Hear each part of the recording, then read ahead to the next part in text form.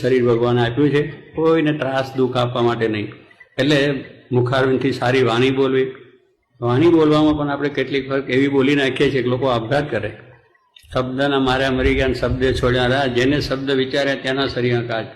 કે શબ્દ એક તમે કોઈને મારી દો, પેલો બિચારા આઘાત લાગે મરી જાય અને દુઃખ થઈ જાય.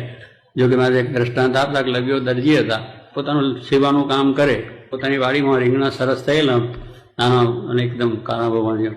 એટલે એને લાવ્યો, ઘરે જઈને કહ્યું જો સરસ સરસ મસાલો કરજે, સારામાં સારો હવેજ પૂરજે અને સારામાં સારું તું આજે હવેજનું આ રીંગણ બનાવજે. બૈરા બિચારા ડાયા હતો એટલે એને દાળ પેલી ઓરી દીધી, મગની દાળ અને રોટલાની બધું ખાવાનું હોય.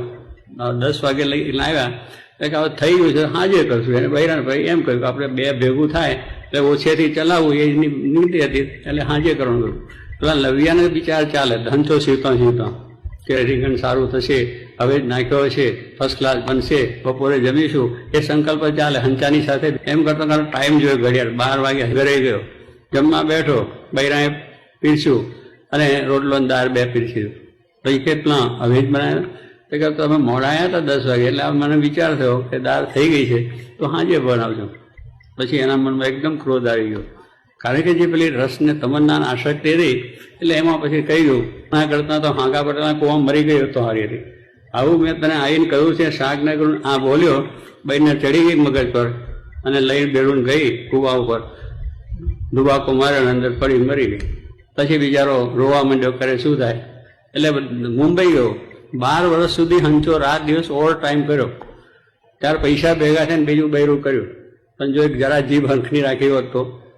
આ જીભ છે એ અનેકને મારી નાખે છે. એટલે એવી રીતે સ્વામી કે વચનમાં પણ આવું છે.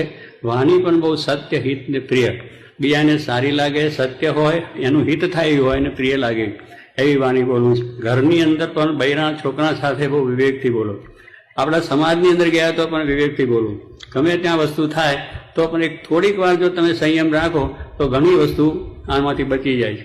થોડાક સમયમાં તો એક શેડાની તકરારની અંદર પણ ક્રોધ આવી જાય, પણ થોડીક વાર તમે જો ઉભા રહ્યો તો એમાં કંઈ નિરાકરણ સારું આવી જાય છે. એટલે કહે છે વાણીનો પણ સંયમ જોઈએ. તો આજના દિવસે આપણું જીવન આવું ધન્ય બને, સારું બને એ માટે ભગવાનને પ્રાર્થના કરીએ છીએ.